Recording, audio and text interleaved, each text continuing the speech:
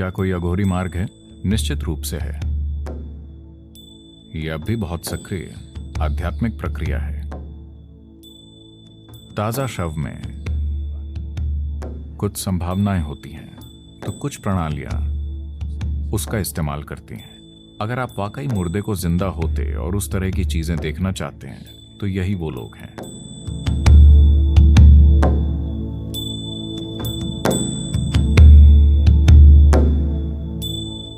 अघोरी का मतलब है घोर, मतलब भयानक। अघोरी का मतलब है जो भयानक से परे हो। तो क्या कोई अघोरी मार्ग है? निश्चित रूप से है। यह अब भी बहुत सक्रिय आध्यात्मिक प्रक्रिया है। लोग अलग अलग पदार्थों का इस्तेमाल करते हैं कई अलग अलग चीजें करने के लिए। शव में कुछ संभावनाएं होती हैं, तो कुछ प्रणालियां उसका इस्तेमाल करती हैं। तो वो ये करते हैं कि मर चुके शरीर में अभी प्राण बाकी होता है, तो वो वहां बैठे होते हैं। अगर आप मणिकर्णिका और हरिश्चंद्र घाट जाएं, वहां अघोरी बैठे देखते रहते हैं। जो कोई भी वहां आता है वो उससे पूछते हैं इस आदमी की उम्र कितनी है, वो कैसे मरा।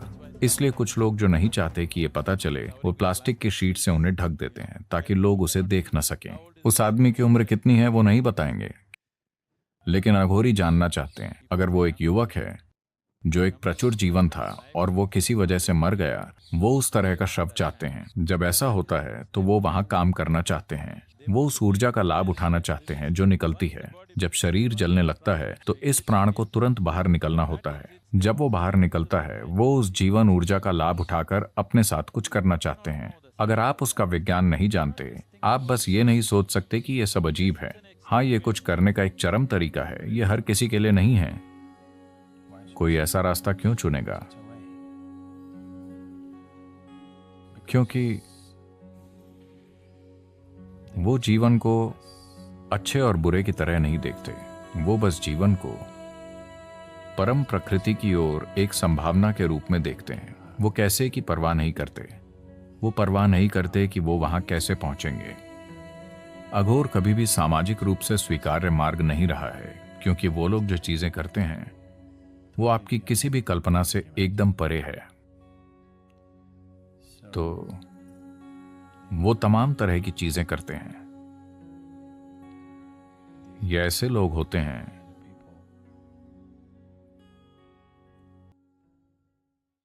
ये बहुत, मैं कहूंगा कि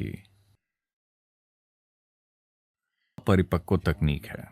अगर आप एक तकनीक के तौर पर आध्यात्मिकता की सभी प्रणालियों को देखना चाहते हैं, तो ये बहुत अपरिपक्व तकनीक है। लेकिन फिर भी एक तकनीक है। ये काम करती है, लेकिन अपरिपक्व है। देखिए, अब अगर आप पानी खोजना चाहते हैं, आप खाली हाथों से कुआं खोद सकते हैं, या आप सब्बल और फावड़े से खोद सकते हैं, या किसी और तरह के और बढ़िया बर्मों का इस्तेमाल करके खुदाई कर सकते हैं, या आप एक ड्रिलिंग मशीन से खुदाई कर सकते हैं। आज आप वास्तव में उसे लेजर से कर सकते हैं। ये महंगा है, इसलिए कोई नहीं करता, वरना आप लेजर से कुआं खोद सकते हैं। वही कुआं, वही पानी, लेकिन आपका तरीका अलग है। तो अगर आप खाली हाथ से उसे करते हैं, तो जब तक आप पानी पिएंगे, आपके हाथों में कोई नाखून या त्वचा नहीं बचेगी। लेकिन आपको परवाह नहीं है, क्योंकि आपको बहुत प्यास लगी है। आपको बहुत प्यास लगी है, और ये बहुत लंबी प्रक्रिया भी होने वाली है। But still you don't care, you don't want to look anywhere except where the water is. You just want to go. लेकिन फिर भी आपको परवाह नहीं है। आप कहीं नहीं देखना चाहते सिवाय इसके कि जहां पानी है, आप बस वहां जाना चाहते हैं। अगर आप वैसा कुछ करना चाहते हैं तो हाँ, लेकिन उस तरह की चीज में समस्या ये है कि जब तक आप पानी तक पहुंचेंगे, शायद आपके हाथ घिस के खत्म हो जाएं। लोग पहुंचे हैं, ऐसा नहीं है कि वो नहीं पहुंचे। लोगों ने खाली हाथों से कुएं खोदे हैं और पानी निकाला है। लेकिन अगर आपके पास उतने मजबूत हाथ नहीं हैं, तो जब तक आप पानी तक पहुंचेंगे वो हड्डियों तक घिस जाएंगे और आपकी त्वचा उतरने के बाद शायद आपके पास और खोदने की ताकत ना बचे। तो वो ऐसे मार्ग हैं जिन पर अगर 1000 लोग गंभीरता से चलें तो शायद कोई एक सफल हो, बाकी खो जाएंगे। इन मार्गों को आमतौर पर आध्यात्मिक आयाम से अधिक तंत्र शक्तियां पाने के लिए अपनाया जाता है, इसीलिए वो उस मार्ग पर जाते हैं।